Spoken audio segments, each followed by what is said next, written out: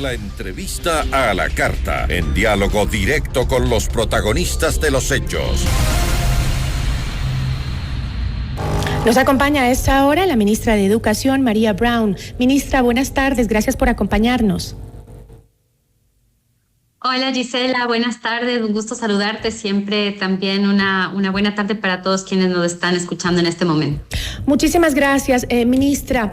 El pasado 22 de enero el COE Nacional se reunió con la ministra de Salud, con usted, para analizar la situación epidemiológica y determinar las nuevas medidas para estas semanas. Se decidió pues que se abrían nuevamente las clases presenciales de manera voluntaria.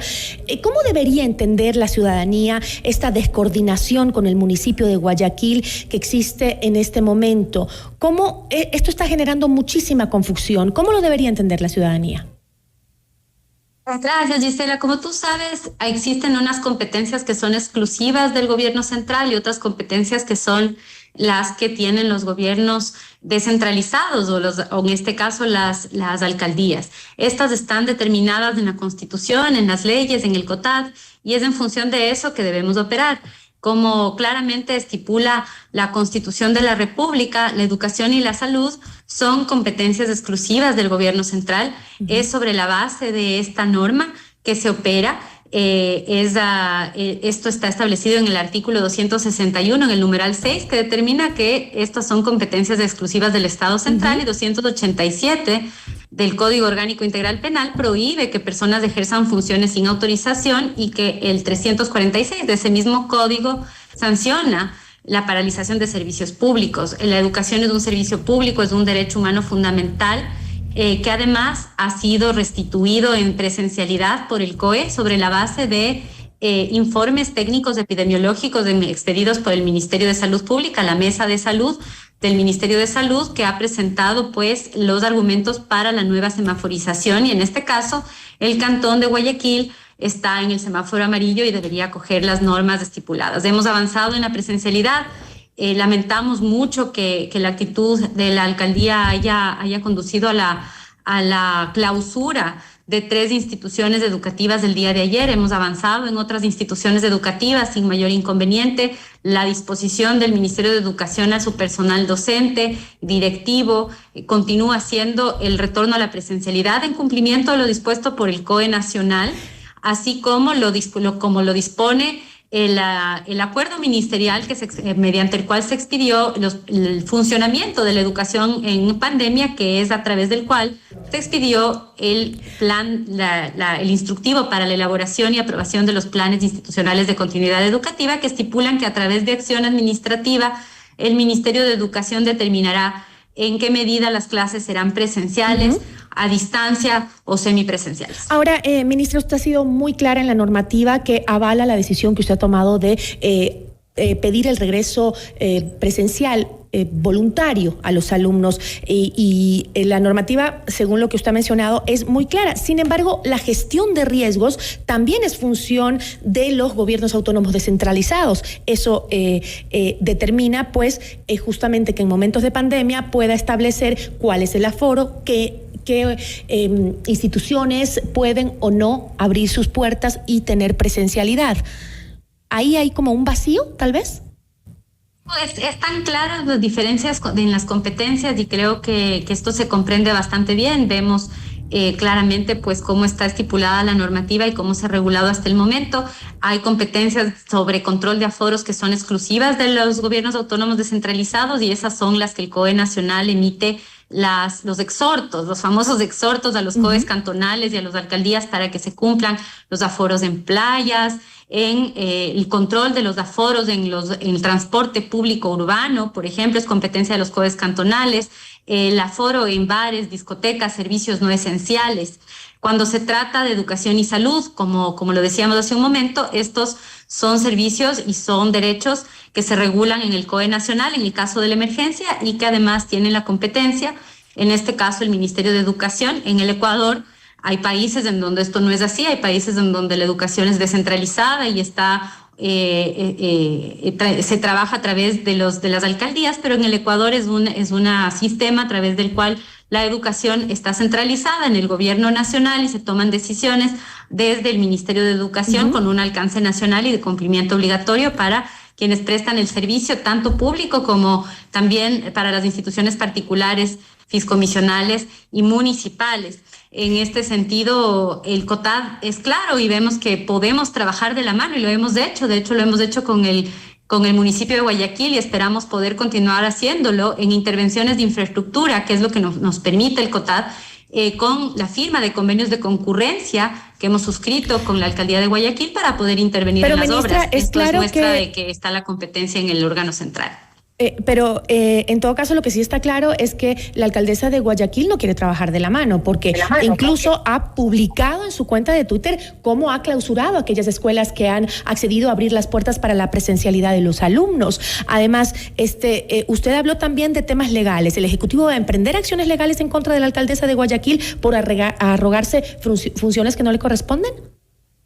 El día de hoy a las 4 de la tarde tendremos una rueda de prensa en donde anunciaremos cuáles son las acciones que procederán desde el Ministerio de Educación. Nuestro interés siempre será poner primero a los estudiantes. Toda mi carrera he trabajado por los estudiantes. Esto no se trata de una política o de poderes, sino de buscar el interés mejor superior de los niños, que son realmente nuestro objetivo. Hemos visto y tenemos suficiente evidencia como para respaldar que la presencialidad debe ser priorizada. Tenemos el respaldo además de organismos internacionales como UNICEF, como la Organización de Estados Iberoamericanos, que ya no solamente en Ecuador, sino en el mundo hemos podido constatar que el retorno a la presencialidad con medidas de bioseguridad, respetando los planes de continuidad que contienen las medidas de bioseguridad, los planes de continuidad educativa, voluntario, no incrementan el riesgo de contagio, no incrementan el número de contagios, son espacios seguros. De esto ya tenemos suficiente evidencia.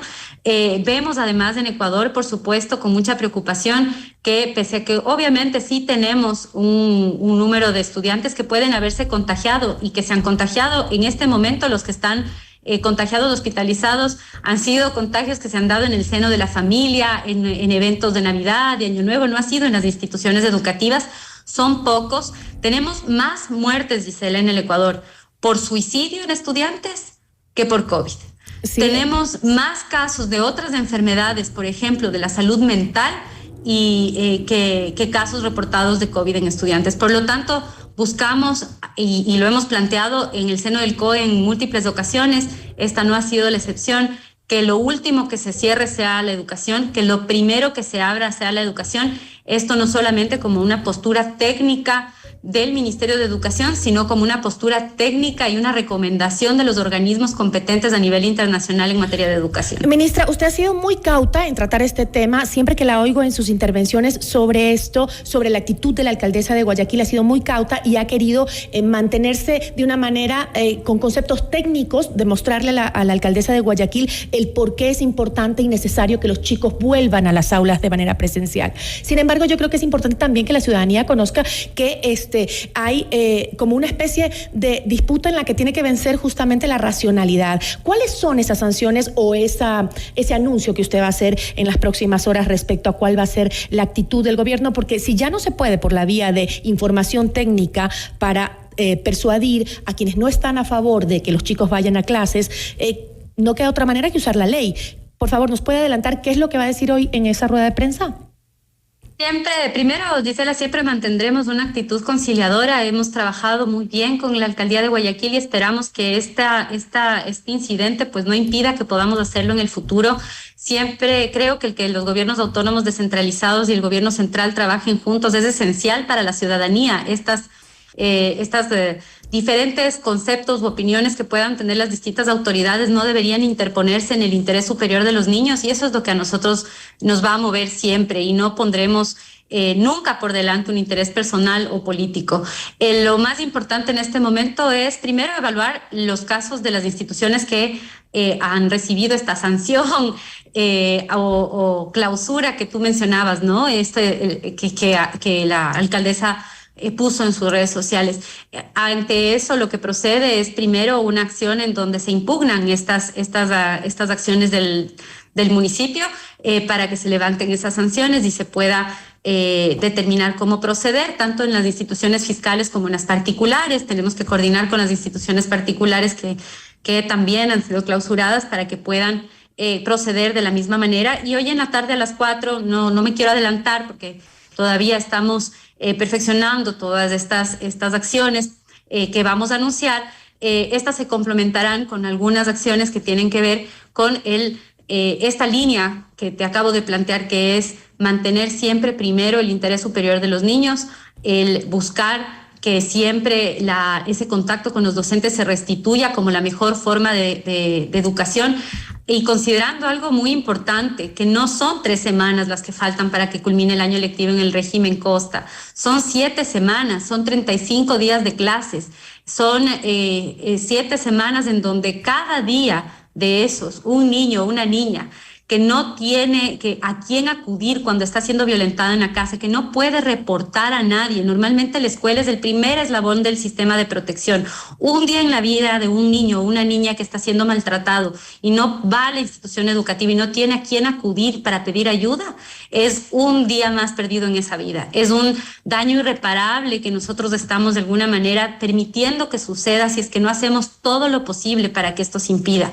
Y eso es lo que nosotros no queremos permitir. Cada día es importante, no es un desperdicio de tiempo, al contrario, cada uno de los días que volvemos a las aulas es un día ganado, es un día en donde podemos decir que si una vida de estos niños está cambiada porque ha tenido a quien acudir, pues ya habremos cumplido nuestra misión, porque la educación, además de avanzar en el currículo, que obviamente también nos preocupa, vemos los rezagos educativos que son evidentes a nivel mundial, a nivel nacional, pero sobre todo nos preocupa ese bienestar integral, la salud mental, el cómo están los niños. Hay muchos de ellos que la única comida del día es la que reciben en la escuela.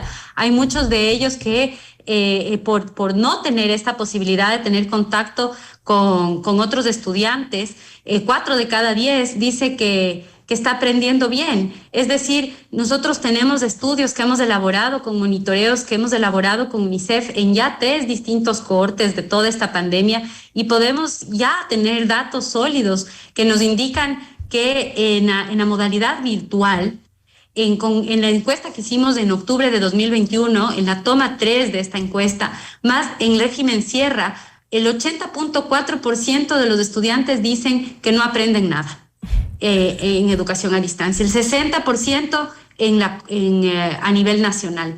Esto quiere decir que los mismos estudiantes ven que por más esfuerzos que hacemos, porque vemos el enorme esfuerzo que incurren los docentes, los departamentos de consejería estudiantil para continuar con la educación, que todos estos esfuerzos son insuficientes y que los mismos estudiantes sienten que no están aprendiendo. Por lo tanto, y ya con este retorno, en esta misma encuesta que realizamos con UNICEF, vemos cómo los estudiantes que han podido volver a la presencialidad reportan que están más motivados para trabajar, que con el regreso a la presencialidad aprenden mejor.